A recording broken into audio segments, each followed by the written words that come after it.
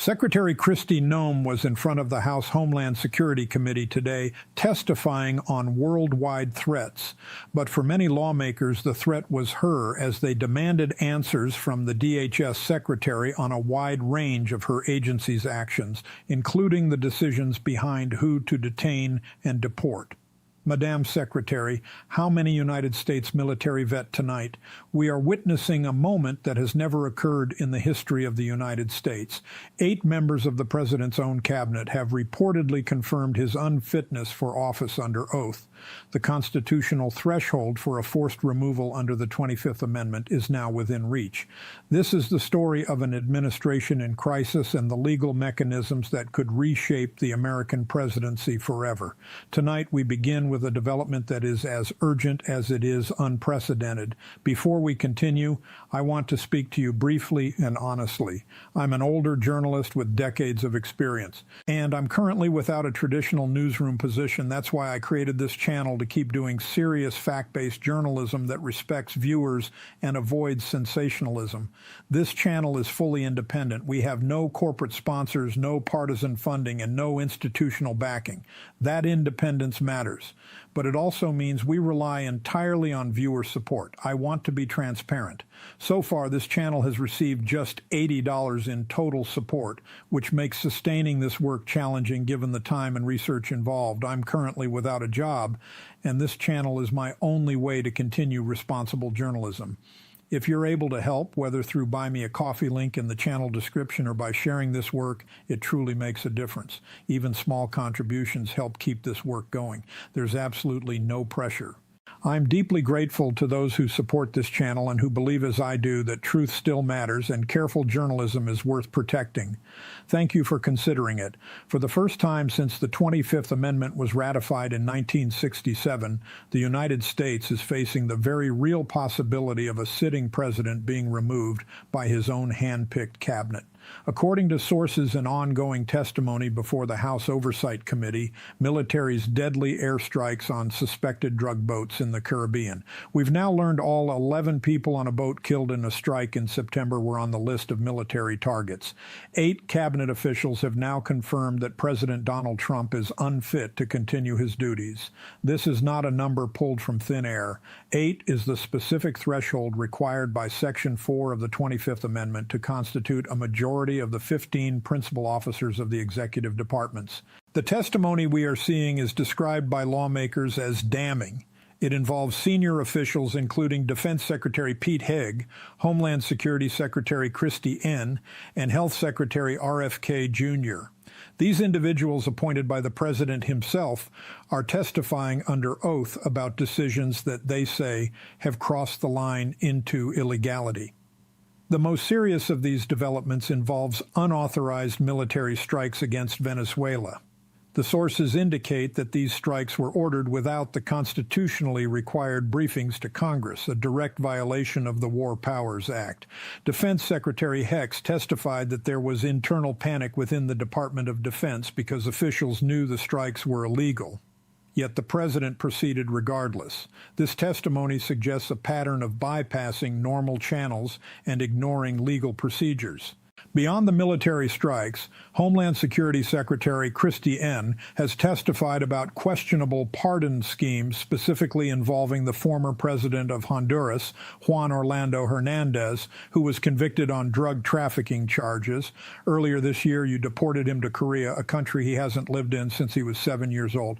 The man behind you, please stand up, sir. His name is Jim Brown from Troy, Missouri. He is a Navy combat veteran who served our country in the Gulf War. Lawmakers are now investigating whether these pardons were used as leverage for political support. This convergence of military aggression, the bypassing of Congress, and the use of executive pardons as political tools has led to what is being called an explosive series of hearings. To understand how we reach this point, we have to look at the mechanics of our Constitution. The sources explain that there are 2 primary ways to remove a president: impeachment or the 25th Amendment. While most Americans are familiar with impeachment, the 25th Amendment is a much faster but also much more complex process. It was designed for dire circumstances where a president is unable to discharge the powers and duties of his office. Section 4 of that amendment is often referred to as the nuclear option because it allows for the removal of a president against his will. The process begins in the executive branch, not the legislative branch. It requires a written declaration signed by the vice president and a majority of the cabinet. Once that document is delivered to the leaders of Congress and realistic approach to national defense, the annual forum that examines defense strategies comes as Hague's and the Department of War are catching heat. Accused of possible war crimes after a second strike on a suspected drug boat in the Caribbean killed 2 survivors of Congress. The president is immediately stripped of his powers and the vice president becomes the acting president. The sources make it clear that the vice president is the indispensable actor in this scenario. Without his signature, the 25th Amendment cannot be invoked. But the story does not end with a single signature. If the president challenges the declaration, as the sources suggest he would, the issue moves to Congress. Congress then has 21 days to decide the matter. To permanently remove the president, 2/3 of both the House and the Senate must vote that he is unfit. This is a higher bar than impeachment, which only requires a simple majority in the House. Now let's look closer at the testimony that has brought us to this brink. Pete Hackett, the Secretary of Defense, told the House Oversight Committee that the president used what he called riot leverage. This involved allegedly threatening domestic chaos if the administration did not support his military strikes in Venezuela. This testimony echoes the pressure tactic seen during the events of 6th of January 2021, when the sources state the nation witnessed an attack on the Capitol by insurrectionists incited by the president. During that historical event, a violent crowd breached the Capitol, stole files, and forced members of Congress to hide in fear for their lives. The sources remind us that on that day in 2021, the president encouraged his supporters to stop the certification of the Electoral College and defend his claim to a second term. The 2021 House Resolution 21 even called on the then vice president to activate the 25th Amendment, arguing that the president had demonstrated an absolute inability to discharge his duties, including the duty to respect a peaceful transfer of power. Today, those same legal arguments are being resurrected in light of the new cabinet testimony. Secretary N's testimony adds another layer to this crisis. She was questioned by the House Homeland Security Committee regarding her AI's actions, including the deportation of military veterans. In one specific case, a combat veteran and Purple Heart recipient who served in the Gulf War was deported to Korea, a country he had not lived in since he was 7 years old. While N claimed the agency does not deport veterans, the man's family was present in the hearing room to challenge that assertion. This has led to accusations from lawmakers that the DHS is engaging in actions that are constitutionally unconscionable. The testimony of RFK Jr. further confirms a pattern of solo decision-making. He admitted that the president frequently announced major policies on social media without consulting the relevant departments or following legal requirements. The sources point out that in government process matters, there are procedural safeguards and oversight mechanisms designed to prevent a single individual from making up policy on the fly. By bypassing these channels, the president was effectively operating outside the law. While the 25th Amendment process is unfolding, the sources indicate that the House is also moving forward with impeachment. House Resolution 353 contains 7 articles of impeachment, including charges of tyranny, obstruction of justice, and abuse of power. As of mid-December, more than 140 members of Congress have already voted to advance these articles. This shows significant momentum. Although a simple majority of 218 votes is still required to pass impeachment in the House, there is a major difference in the lasting consequences of these two paths. If a president is removed via the 25th Amendment, he remains a private citizen and can legally run for office again in the future. However, if a president is impeached and then convicted by the Senate, the Constitution allows for a lifetime ban from ever holding federal office again. Furthermore, an impeached and removed president loses significant perks under the former President's Act, including an annual pension that was valued at approximately $219,000 as of 2021.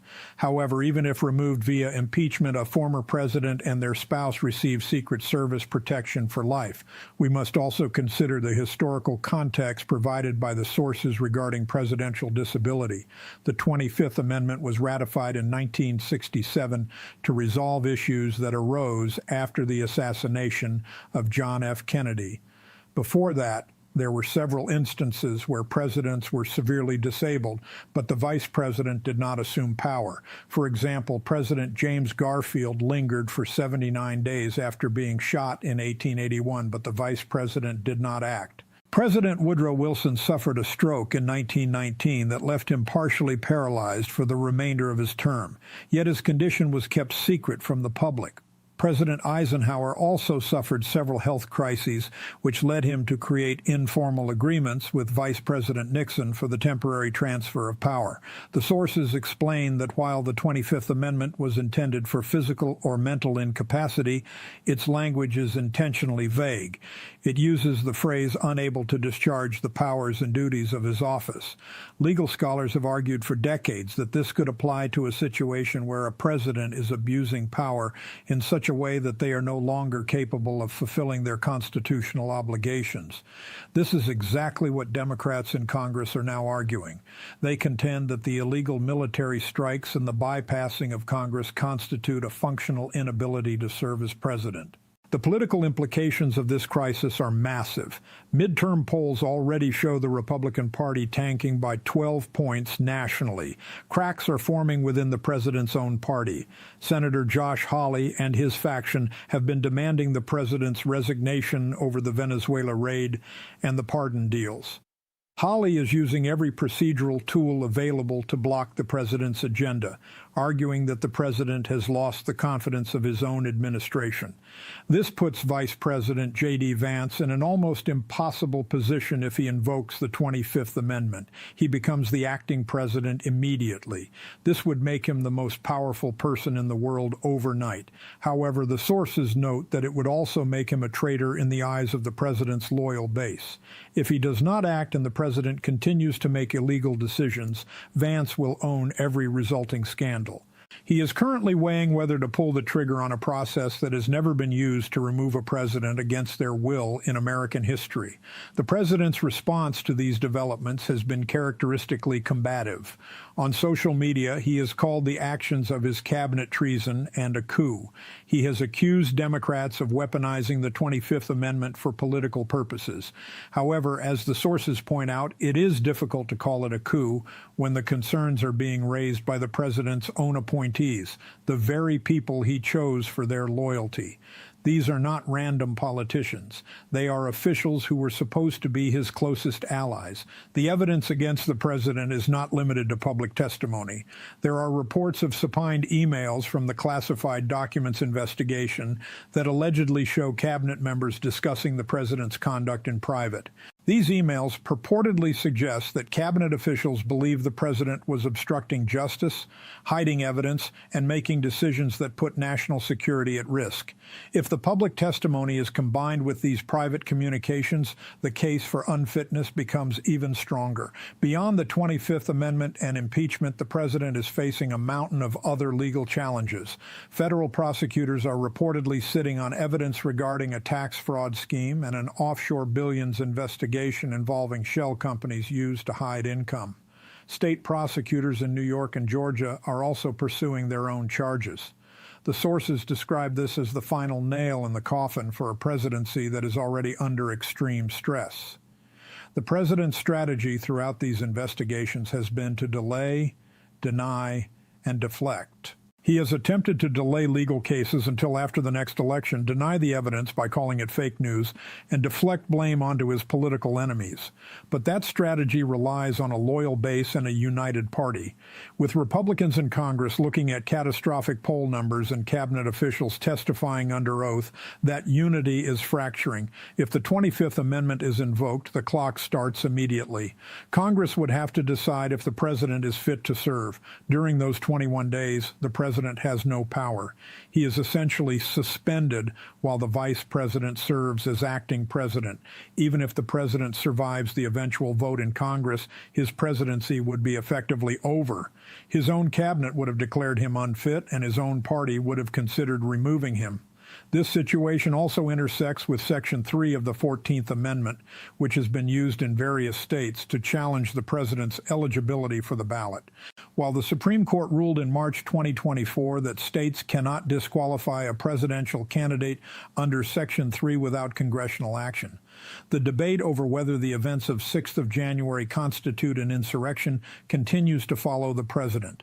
The sources note that the House Select Committee referred him for prosecution under multiple criminal statutes, including one prohibiting insurrection. The tension in Washington is palpable. We are watching a constitutional stress test in real time. The sources describe this as chaos and unprecedented. We have a president who is reportedly making solo illegal military decisions while his cabinet officials panic behind the scenes.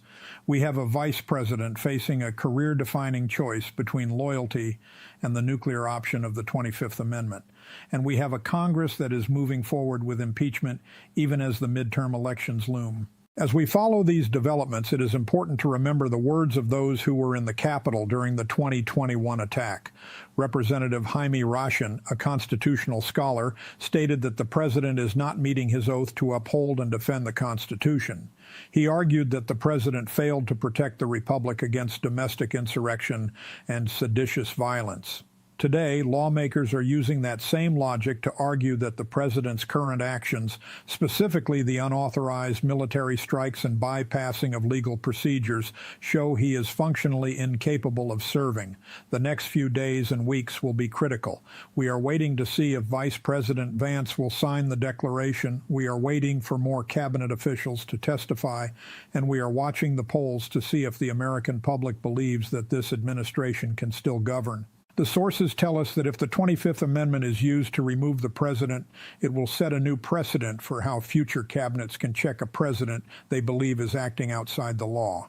This isn't just about policy disagreements or political rivalry. The sources emphasize that these are questions of law and constitutional duty. The testimony from Pete Hegseth and Christiane isn't about whether they like the president's goals.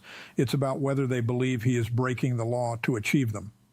When a Secretary of Defense testifies that military strikes were ordered in violation of the War Powers Act, that is a matter of legal fact, not opinion. The Republican Party is now facing a choice of two evils. They can remove the president now and face a backlash from his loyal base, or they can stay tied to him and face a landslide defeat in the midterms. Some Republicans are starting to believe that removing him now is the only way to save their seats in the party's future.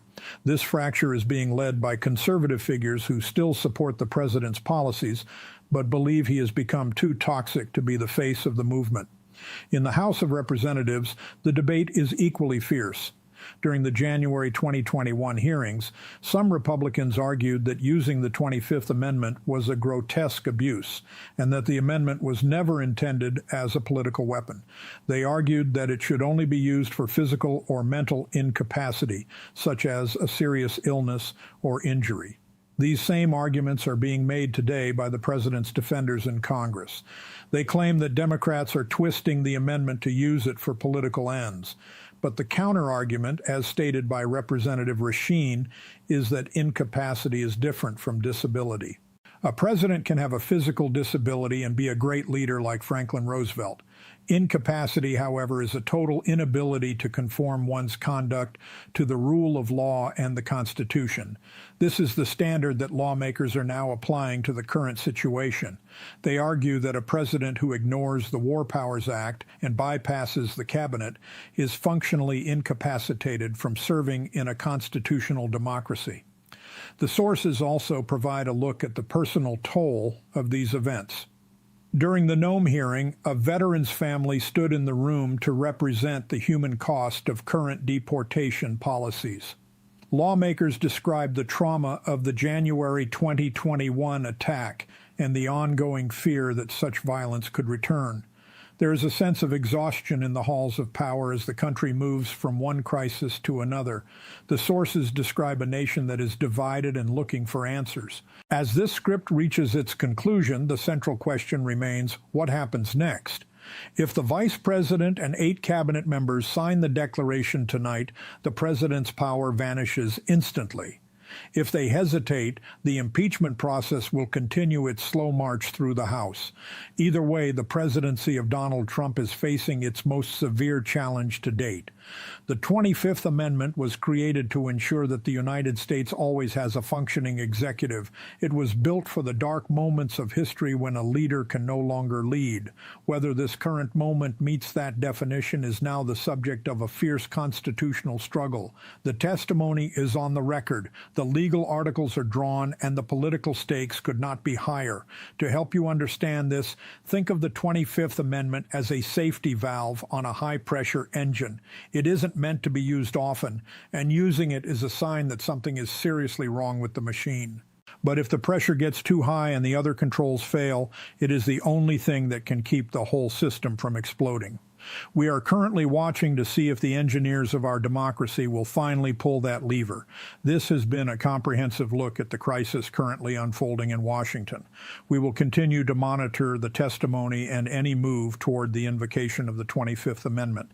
The sources show us a government at a crossroads where the law and political reality are colliding in a way we have never seen before.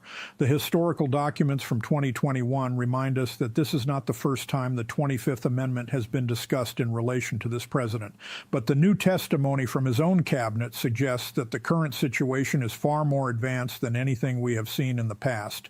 The presence of 8 cabinet members willing to testify about illegal acts creates a legal reality that cannot be easily dismissed.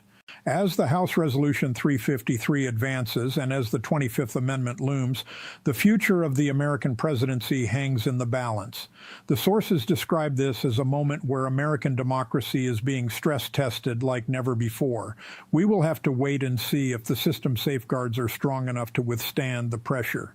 The details of the HEG testimony, the Nome deportations, and the RFK Jr. admissions provide a factual basis for the current alarm. These are documented events that have led 8 senior officials to question the president's fitness. This is no longer a matter of partisan debate. It is a crisis of the executive branch itself. The differences between impeachment and removal via the 25th Amendment are stark, both in terms of the process and the consequences. One path is a slow legislative trial. The other is a swift executive intervention. Both are currently being pursued at the same time. As we wrap up, let's keep in mind the words of the sources regarding the 25th Amendment's intent. It was designed to preserve the integrity of the office and the continuity of government.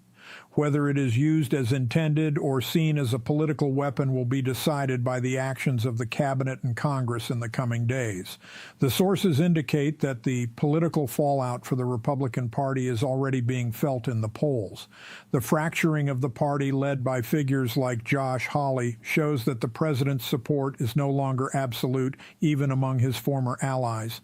The path forward is fraught with risk for everyone involved. For Vice President Vance, the choice is between a potential presidency as acting president and the risk of being seen as a traitor by the MAGA base. For the cabinet, the choice is between loyalty and their oath of office. And for the country, the choice is how to navigate a crisis that has no historical equal. The sources tell a story of a president who pushed too far, bypassing the very people he appointed to help him govern. Now, those people are the ones who hold the key to his removal. The 25th Amendment, once a footnote in constitutional history, has become the most important law in the land. We will keep you updated as this story develops. The hearings continue.